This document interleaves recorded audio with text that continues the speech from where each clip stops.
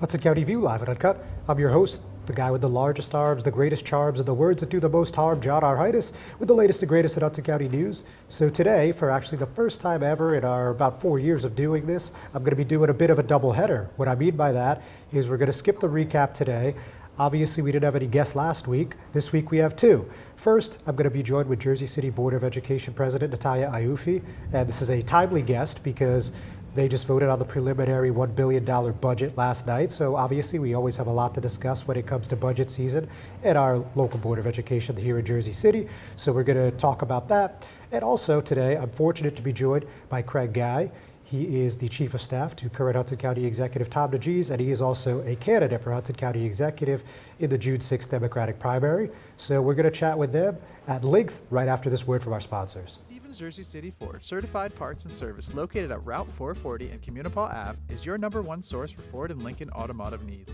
We use certified Ford Motorcraft products to keep your Ford running in top shape. Motorcraft parts are backed with the Ford warranty, which includes a 2-year unlimited mileage guarantee. Our team will have the right Motorcraft part to ensure the best performance from your Ford or Lincoln. You can order in person at the parts counter or online. Let us help keep your Ford or Lincoln in the best shape at Stevens Jersey City Ford. Burns Brothers Memorials, Monuments, and Markers, 787 Tunley Avenue, Jersey City. Hudson County's only monument maker, serving all faiths and cemeteries. Design, studio, and launch inventory on site. Cemetery inscriptions and custom orders welcome. Burns Brothers Memorials, Monuments, and Markers, 787 Tunley Avenue, just south of Secaucus Road. Craftsmanship that will last for all eternity. Burns Brothers, Jersey City, Albert H. Hopper, North Arlington. Visit us on the net.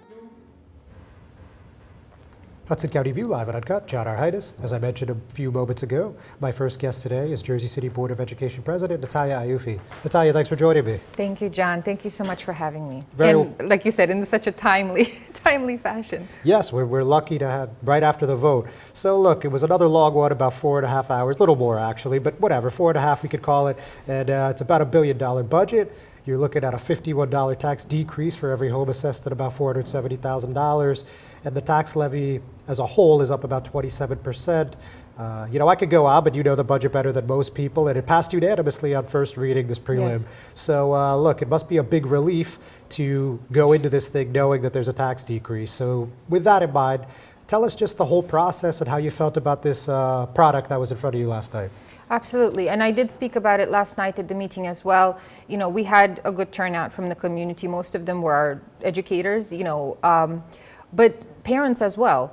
And everybody felt very strongly about how, first of all, the fact that it was good to see a fully funded budget, meaning that all the vacancies are accounted for with the expectations that these classrooms can be fully staffed for the coming school year, which is one of the most important things. That the infrastructure repairs are being fully considered in conjunction with the long-range facilities plan that the board has to follow when it comes to prioritizing repairs to our schools and things like that. And even with all of that in mind, there were a lot of efficiencies that were being considered. So we have a new acting business administrator, as you may know, starting from I'm trying to remember exactly when he began with us. I would say summer, like around summer, early fall, Dr. Dennis Fernaffel. And so our journey with him has been, how do we prepare better for this budget season? So as of, I would like to say, like October, September, we started having these conversations. Please, start early. Several audits have been requested. By several, I mean really 2. So in addition to the annual audit, which is being given a lot more scrutiny, the board also approved an operations audit, which looks specifically at compliance and efficiencies, right? If there are any redundancies in the processes that the district is operating on. And so when do you think that'll be publicly available? I know that the annual audit should be available within, I want to say, like next month or so. So it was just a question of timing as to how many presentations we have to plan in the coming meetings. And then the operations budget, I want to say optimistically like a month or so, because it's usually in weeks, and I know they're very optimistic, 6 weeks, 8 weeks, so let's just say between 1 and 2 months. But I think that would be very interesting to see. But even though it's not finalized yet, because it's an ongoing process, there are solutions being implemented as the process goes on, right? Interviews are being conducted, departments are being looked at. and things like that. Business office and human resources being one of them. So those are all the things that I think the community was looking for as well, right? You may remember the union, the teachers union president often speaking in the years past saying, you know, trim the fat, look at the administration, look at the central office and things like that. And interestingly enough, one of the reductions that we see in the board's eye view of the budget, which was discussed yesterday and presented to the public, is that there's a $3 million approximately savings in the category of the administration, which includes the central office and the board expenses. So that was a good thing to see, right? So when we are making cuts, we're making cuts and reductions in the areas when it was called for by the community, not, you know, not hurting the classrooms, not hurting the people, and things like that. So last year, you know, it was a close vote. You voted no, and I know you called for more efficiencies in the process, which it seems like you got. Yes. So it sounds like it was like night and day. But what do you think was key to making this budget more efficient than last time? The key, I would say, planning. Right, planning is everything, as far as I'm concerned, and I think that this acting business administrator, you know, he took it very much to heart. The way the board works, in addition to having monthly caucus and board meeting, which is when the public kind of can observe the board at work and in discussions, the board members also partake in the committee meetings, right? So prior to the caucus, we have a week of what's called committee meetings, which are interdepartmental discussions in preparation for the agenda. When the agenda gets put together, that's when, you know, select trustees get assigned to these departments, and so they have those discussions with the department heads, whether it's the business administrator, director of human resources, curriculum, and all these special education, all these different areas. And so through those processes, through those committee meetings, we have been able to provide input and consistently ask questions. Where are we on this? Where are we in the budget planning process? Where are we? And get feedback. Obviously, when it comes to timelines, one of the biggest points on the timeline is the governor's State of the State address, which announces the funding to all the school districts in the state. So not much could be done prior to that moment, and yet, and that's what I think was missing last year, there was a plan, right? Like there was an anticipated cut figure in everybody's, or at least in the BA's mind. And so how do we plan around what we anticipate that we will lose? And I think he did that very well, because he did, you know, he did have a figure in mind that he shared with us as the full board, saying, well, if we lose this much, what can we structure with what we would have left? All right, and Natalia, hold that thought. We're going to take a quick break. We'll be right back. Carpets, 3408 Kennedy Boulevard in the Jersey City Heights, your one-stop store for residential and commercial floor treatments. Carpeting, linoleum, tiles, laminates, hardwood floors, area rugs, remnants. All major brands, all in stock. Free estimates, same-day installation. Consumer Carpets, it's savings, selection, installation. Credit cards and debit cards accepted. Financing available. Consumer Carpets, price to fit your budget, installation to fit your schedule. On the net at consumercarpets.com. Consumer Carpets, Jersey City, 201-792-2712. Good Friend Self-Storage in North Bergen, New Jersey is a fully climate-controlled facility equipped with state-of-the-art security, packing supplies, a Refer Friend program, and multiple loading docks convenient for commercial use. Located just off of Route 3 at 4301 Tunnelly Avenue, Route 1 and 9. Call 201-867-2444 or visit us on the web today. Good Friend Self-Storage. Let us be your good friend. Hudson County View, live and uncut. John R. Heinis, still here with Jersey City Board of Education President Natalia Ioffe. So, unlike other years during the pandemic, you guys got kind of flush with cash here. September, the American Rescue Plan, this provision allowed the U.S. Department of Education to give $89 million back to the district, which, you know, obviously they were supposed to have anyway, but again, you guys just haven't had that kind of luck in the past. And then this new bill that State Senators Gopal and Zwicker have put up with the backing of Governor Murphy, cleared through the Senate pretty easily yesterday. $102 million overall, $33.7 million for Jersey City public schools. Obviously, that bit hasn't been incorporated to the budget yet. So just your thoughts on these particular instances of funding here. Well, I wouldn't call it flush with cash. That's for starters. Only because even if you think about the surprise bill, you know, that was sponsored by Senator Gopal, you know, 30 plus million in additional support that comes as a surprise. It's merely a reduction to the pain of 51 million that has just been announced in cuts. So it lessens the pain, yes. Does it really make us, flush? Not quite. And so that's why the planning still, was very important. And I also want to, if possible, I want to be able to address the $1 billion, right? It's such an attractive figure. And I'm sure it makes it for a perfect punchline throughout. It's the biggest $1 budget billion, ever. So. Absolutely. And I'm sure to the average viewer or reader, it's an absolute, shock to see this kind of figures. But I really think it's so important to, to provide a nuanced narrative on what exactly we are working with regard to this amount. So in this $1 billion, there is 168 million that we have to allocate to charter schools, right? So the charter schools, yes, they are public schools, but they are a combination of public and private. Not quite, private. They're more flexible in terms of how they're administered and how they're run. And as much as I will always respect, the choice of parents and all different options that our children deserve to have with regard to choices of schools, but at the end of the day, the way that these budgets are created is that the school district or the Board of Education is given certain amounts of money so that they can in turn distribute them to other school entities, in this case being charter schools, local charter schools, and even parochial schools in some instance, right? So what does that really mean? Does that mean that you're really working with $1 billion to put in your classrooms? Not at all. It means that you're working with $1 billion minus 168 million for charter schools, which simply you receive it just to be able to pass it on. And then additionally, there's close to $200 million which are pre-K allocated. What is pre-K? It's early childhood education, 3 and 4-year-olds, state mandated, supported by state and federal monies, and that obviously it's very important because it's part of the law and it does support young children, but that's also the grants that don't really impact the K-12 education, which is the bulk of our responsibility. So in short, yes, the vast majority of the budget is really dollars allocated to the classroom. Exactly. Out of that $1 billion, close to 40%, it's basically easy come, easy go.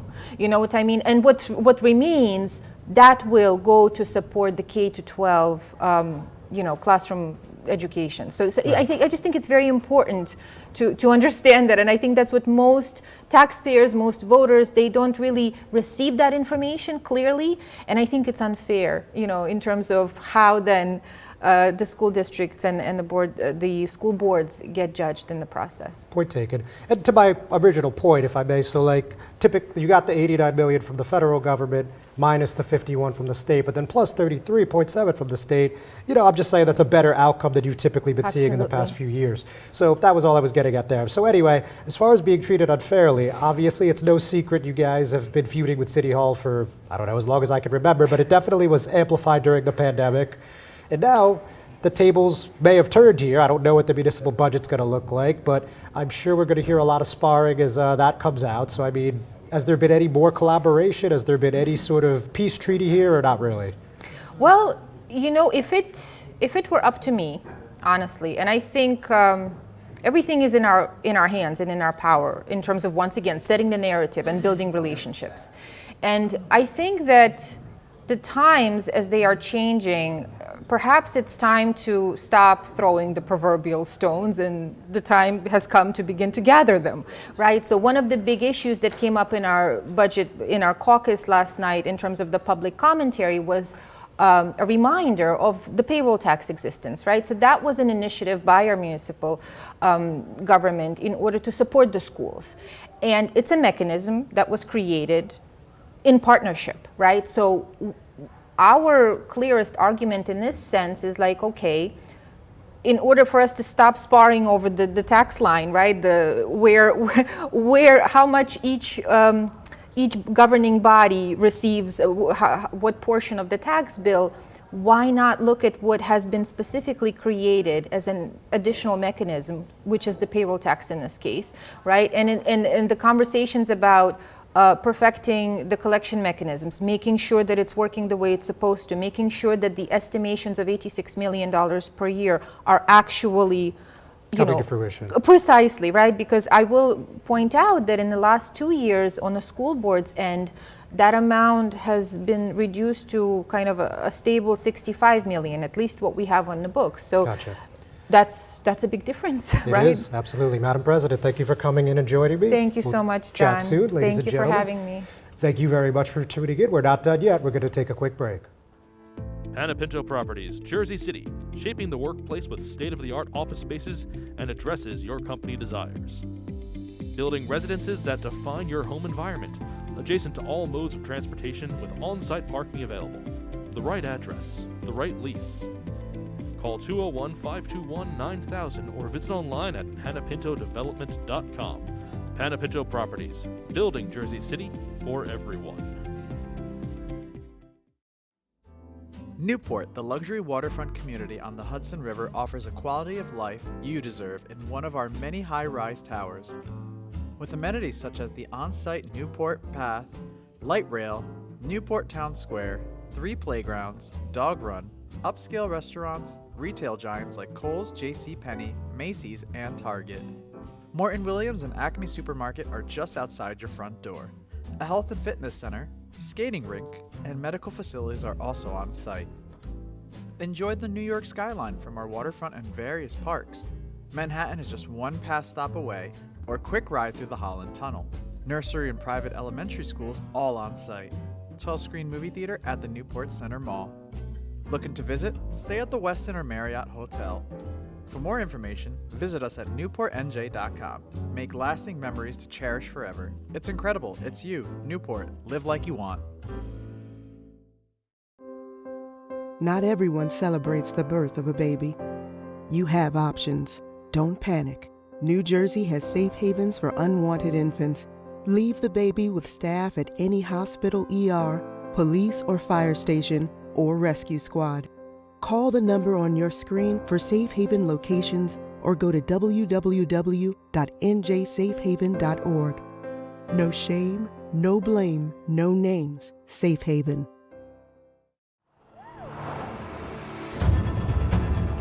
This thing rips! Oh, it is so quick. There's a lot of punch packed into this Bronco Sport.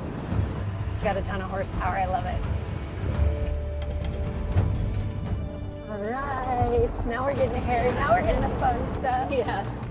I like how we can get over or around almost anything. Yeah, I dig your ride. I super dig it. It's gonna be a good day. Growing up can be tough on kids. So much is going on in the world that can cause depression or anxiety. Unusual behavior for more than 6 months could mean they need help. Don't wait. For real-time mental health support and counseling, call New Jersey's Children's System of Care. CSOC offers free mental health supports, substance use treatment, and services for intellectual or developmental disabilities for all kids up to age 21. Call now, 1-877-652-7624. Introducing the all-new Ford Maverick. A truck for people who do stuff. And people who make stuff. People like Gabrielle Union. I make this look good, don't I? Who haul whatever they want to wherever they want. Like wood to build things made of wood with. And friends to get weird with. It's for long trips that the standard hybrid engine with a targeted EPA estimated city fuel economy rating of 40 miles per gallon helps with. That an 8-inch touchscreen connects with. And any trip that this interior makes more comfortable. But we'll let Gabrielle tell you all about it. Or I could just tell them it's a Ford truck that starts at less than $20,000 MSRP. Yep, that works too. The all-new Ford Maverick, built to defy expectations.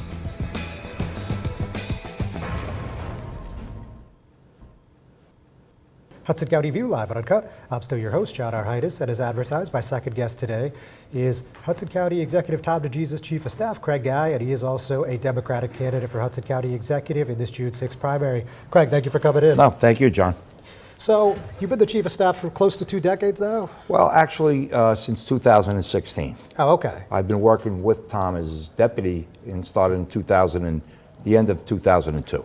Okay, and that's what Bill Gohan was chief of staff. Correct. Okay, Bill wasn't Gohan. sure. Yeah. So, look, you've seen a heck of a lot in the county, mostly from a government standpoint. Of course, a lot of people know you as an operative as well. But what made you decide to take the leap from behind the curtain this time around? Obviously, Tom's retiring, but nonetheless, what made you decide to put your name on the ballot? With Tom retiring, and it's good. I'm happy for Tom that he's able to retire and enjoy the rest of his life, the rest of his career. I mean, let's face it, Tom has been a public servant since, all the way back to his years in Snyder High School. So for myself, I still feel my life in public service. I'd like to continue that. There's a lot of things that I'd like to continue that Tom has done, and a lot of new things that I'd like to branch off to, if I'm successful in my plight to become the next county executive. All right, so if elected, what would be one program that you would most like to expand upon in this 4-year term, and what's one program that you'd like to start from scratch in this 4-year term? Sure. I mean, affordable housing. We, Hudson County, throughout the whole state, housing is an issue. I'd like to work with our commissioners and our state legislators to make Hudson County more affordable. We have done a little personal privilege, from Hudson County. We've provided over $73 million in rental assistance from monies that were secured by our federal legislators, Senator Menendez, Senator Booker. Over $75 million has gone back to the residents of Hudson County for rental assistance. Housing vouchers, Section 8 housing vouchers, where we can help place residents of Hudson County into a affordable housing, that they can live in a very comfortable setting with them and their kids. I'd love to, work with our mayors, throughout the county and see if we can help identify some sites around Hudson that we can consider some more affordable housing. Now, your opponent, as you may know, in the past few weeks, if not more, has been talking about an affordable housing trust if elected. Do you think that's something that is feasible, something that might work? How do you feel about that? Anything to increase our leverage with affordable housing, I'm for. I'm not quite sure the trust fund is an avenue that would be successful. I'm a on-the-ground guy, John, so I'd like to get results quickly. So I think that approach is a possibility. But I also think of going to the state, going to the governor, who's been extremely supportive of myself. Early, yeah. I was very grateful to get the Governor Murphy's endorsement. To me, that was a significant endorsement in moving forward in my political career. I've worked with Phil Murphy since 2016, when he was, very strongly considering running for governor.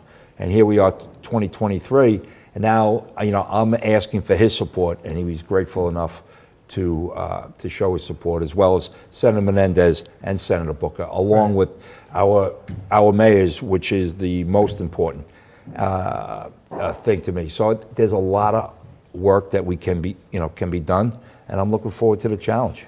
All right. So on that point, look, you had your kickoff in the summer. You raised close to $300,000. You've hired a, full throttled campaign team, I think we could call it. Mm-hmm. And look, you have all the advantages over your opponent, and also people are saying it's in the bag. So why are you pushing so hard? Well, it's not in the bag until usually. I'm a sports fan, and I remember it's not over till the fat lady sings. And that's the way I'm approaching this campaign. I'm out every day. I'm out every night. Wherever it be in the county, whatever mayor is happy to have me or invites me into the town, I'm there. Pressing the flesh. We just finished our petition campaign, and actually we're submitting, myself and the county commissioners today will be submitting their petitions down at the clerk's office.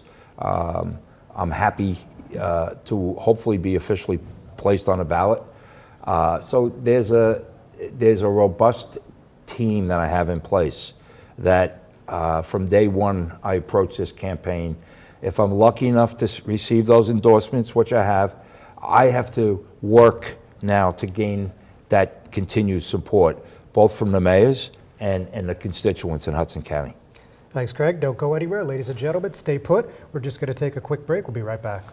Jersey City Ford, certified parts and service located at Route 440 and Communipaw Ave, is your #1 source for Ford and Lincoln automotive needs.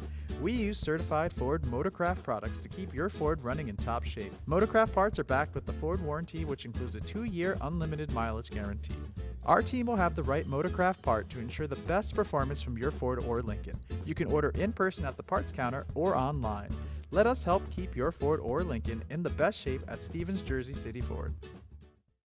Burns Brothers Memorials, Monuments, and Markers, 787 Tunley Avenue, Jersey City. Hudson County's only monument maker, serving all faiths and cemeteries. Design, studio, and large inventory on site. Cemetery inscriptions and custom orders welcome. Burns Brothers Memorials, Monuments, and Markers, 787 Tunley Avenue, just south of Secaucus Road. Craftsmanship that will last for all eternity. Burns Brothers, Jersey City, Albert H. Hopper, North Arlington. Visit us on the net.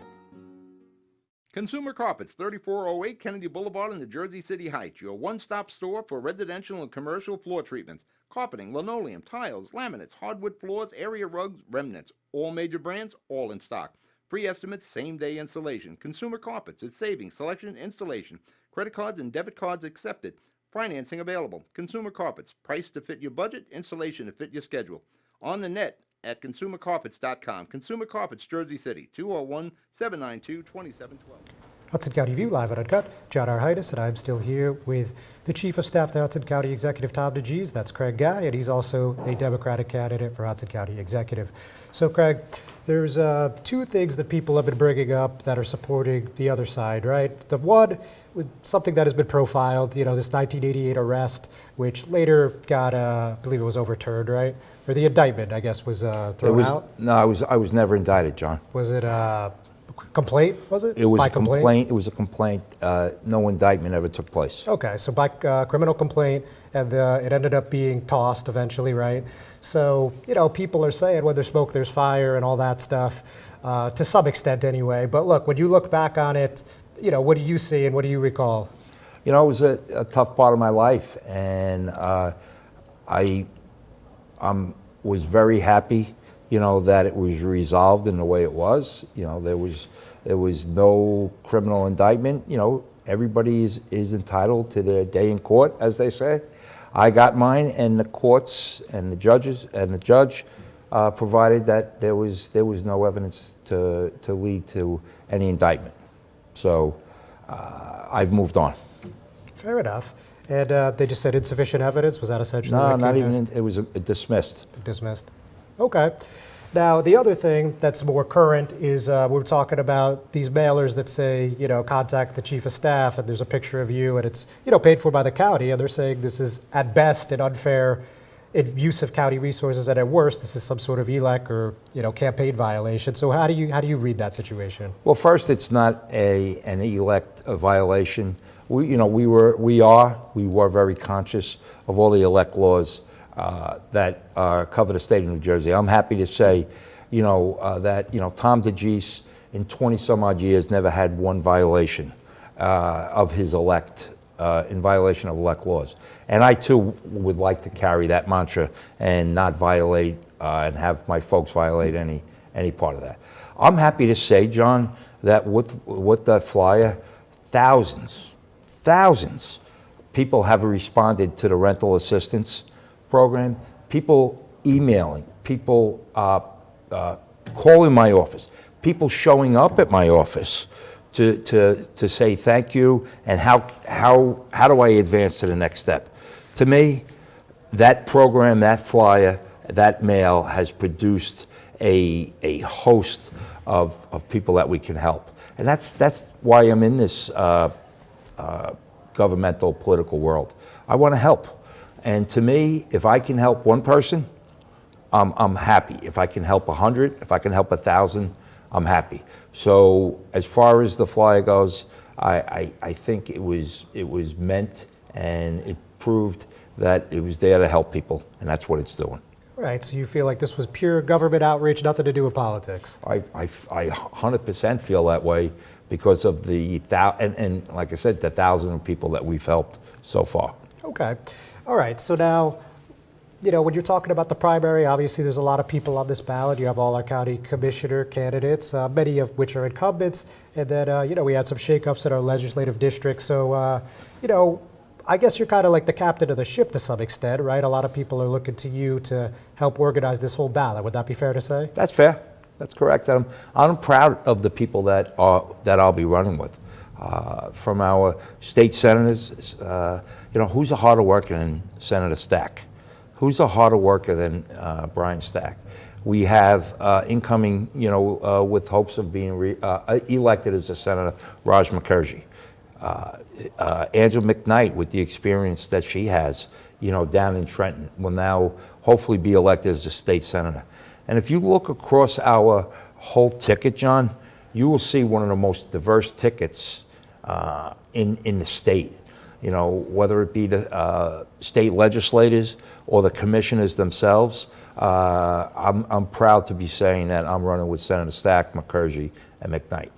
All right, fair enough. And how about on the county level? Looks like almost all incumbents, with the exception of Bob Basilis. So, your thoughts on those guys that you're going to be working with probably daily, right? And girls, of course. I've been working with these girls, ladies and gentlemen, since day one when I started this campaign, and I've asked every one of these folks that are on that ticket if they want to work hard. I'm more than happy to help them. I would like them to help the whole ticket, and we are a team. I mean, we've gotten together, John, several times already as a team. And every one of those commissioners, state legislators are pushing like they're 20 points behind. Very good. And any closing thoughts before we let you run? Yeah, I mean, I'm happy. I'm a lifelong public servant, and I'd like to continue my public service, to the residents of Hudson County. There's so much we can do.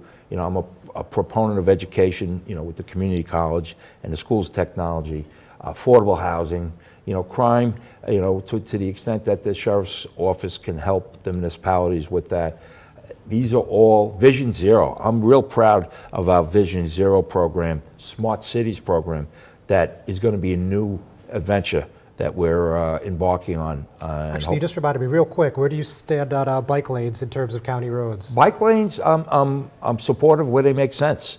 Along with Senator Stack, are in support. I know we have some requests on Patterson Plank Road, and where it makes sense. We're doing a refurbishment project there now, and our engineers were instructed to do a study to make sure that they take a good look at that section, County Road, to see if bike lanes make sense. And once that project is near completion, we'll come back to it and see if we can make sense of bicycle lanes. I think where it makes sense, I'm a proponent. Very good. Craig, thanks so much for coming in. Thank you, John. Thanks for having me again. You're very welcome, ladies and gentlemen. Thanks for tuning in. It was a different approach to this show, and I think everything went well, knock on wood. We'll see you next week.